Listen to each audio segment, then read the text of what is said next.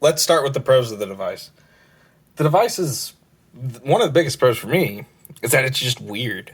Um, all the different postures you can get into. For too long, phones have been boring slabs that it's a tool more so than something fun to mess around with. And this is still a tool, don't get me wrong, but you have fun using it. Um, you've got multiple different postures you can use this thing in. Book mode, go down over to tent mode if I want to watch a video, use that quite a few times. And then compose mode. It's my favorite way to text on this device. And then you've got the completely fold over, answer your phone calls, do your phone calls. If you're busy, you can only have one hand available. Kind of still hard to use it with one hand. And then once you're done with that call, just slam it shut. It's satisfying. It's fun. One of the better things about it is that I can close this and have this completely out of sight, out of mind. The screens, by having those completely out of sight and out of mind. Too often have I gotten addicted to scrolling through my phones and not seeing the life going on around me. So with having this closed, I actively make that decision to be like, I'm done with this. I'm not using this anymore today, or for right now. I'm going to hang out with my family. We're going to do that. So that's one of the biggest pros to me, is that the device is so weird and all the form factors that can be used in it. Now, with this being such a weird device, I get a lot of questions. This thing is also a conversation starter. I work at Best Buy, and anytime I pull this thing out to help a customer out, do something like that, I always get a question: what in the world is that thing? Or is that the new Fold? And then I'll explain to them, no, it's a Microsoft product. It's not a Galaxy Fold, and then they'll get amazed saying Microsoft still makes phones. That's cool. So I really like it being a conversation starter and, just helping me connect with people out there in the world and, just having nice conversations, especially during the time that we're in. One of the things that Microsoft definitely got right was this fingerprint reader. It's smooth and easy, and I never have a failed problem with it at all.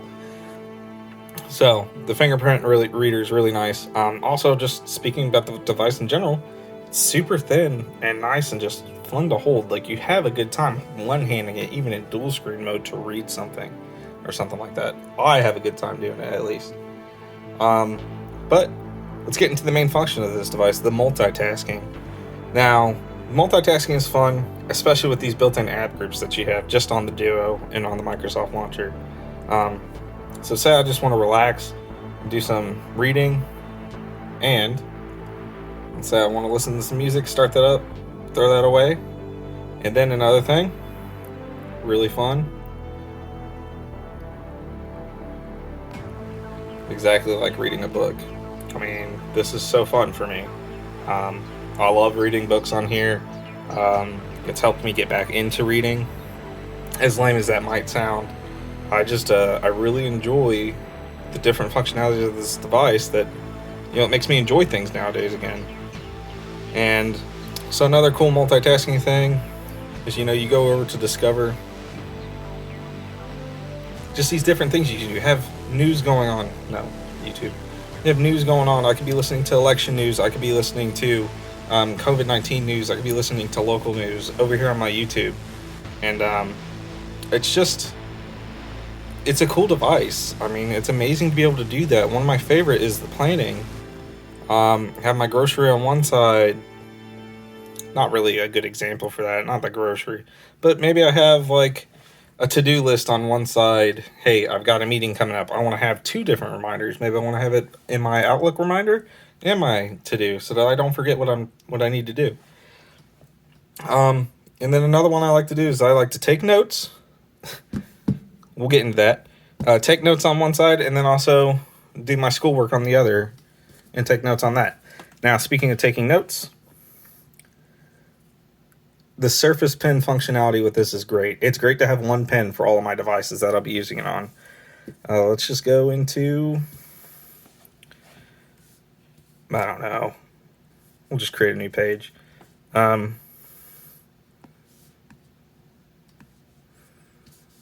I mean, and then you can just start writing, create rule lines, grid lines, all that stuff.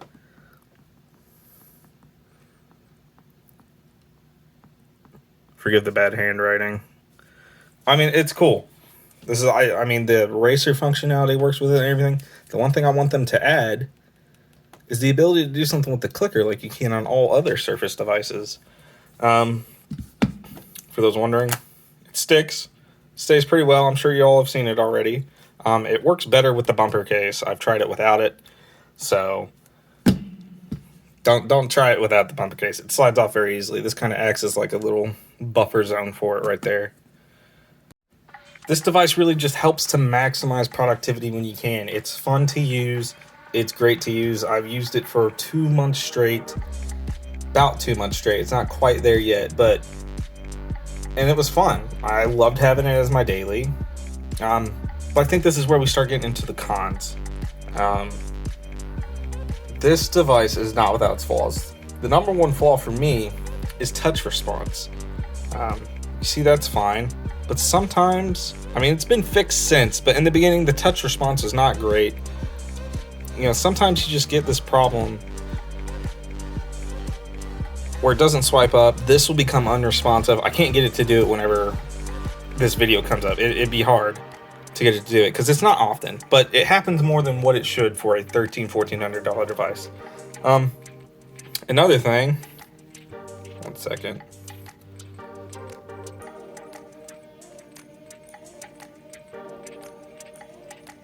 You know, let's just say I want to split.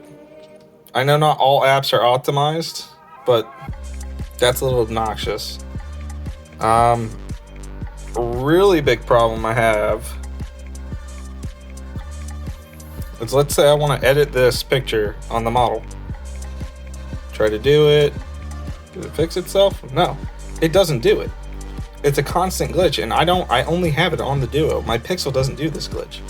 I can't even say I want to do a voice recording. Hey, what's up, Nick? How you doing? It just doesn't do it. It refuses. So there's software problems with this device. They're just, you know, not acceptable when you're paying $1,400+. And of course, the camera. We all know the camera's not great. I didn't expect it to be amazing. You put it in the perfect light and it produces a decent enough photo. But I would still prefer to keep my Pixel with me if I'm going on vacation, where I know I want to be taking pictures to remember all those fun moments I'm going to be having.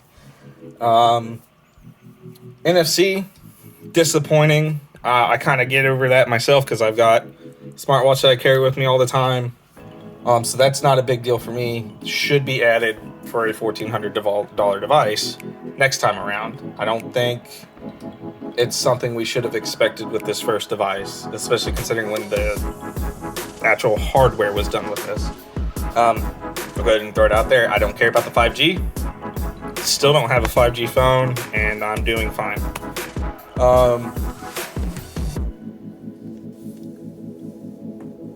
I don't know. There are a lot of things that Gen 2 needs to fix. Bezel's not a big deal for me. The NFC would be nice. Wireless charging would be nice. It's a really thin device. I don't know how they fit that coil in there, but it's Microsoft. They really like to engineer things. So I think Gen 2 could be great.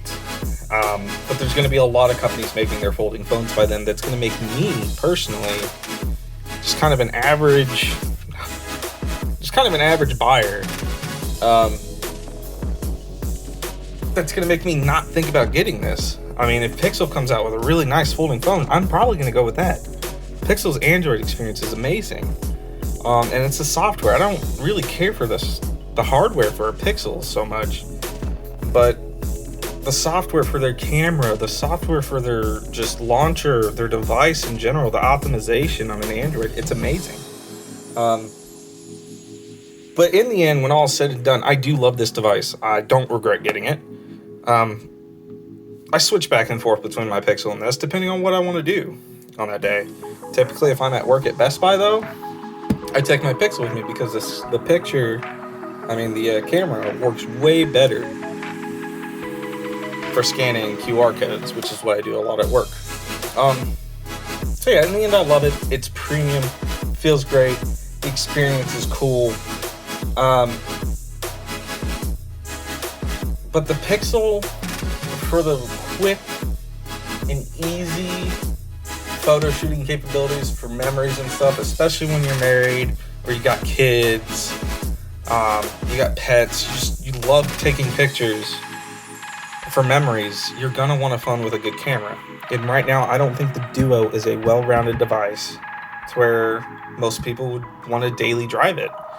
I know a few tech YouTubers that do have it. They go back to it every now and then, but they don't daily drive it as much. Now, they get a lot more devices to review than I do, but it's shown that it hasn't been able to beat out the competition. That's not what Microsoft's going for.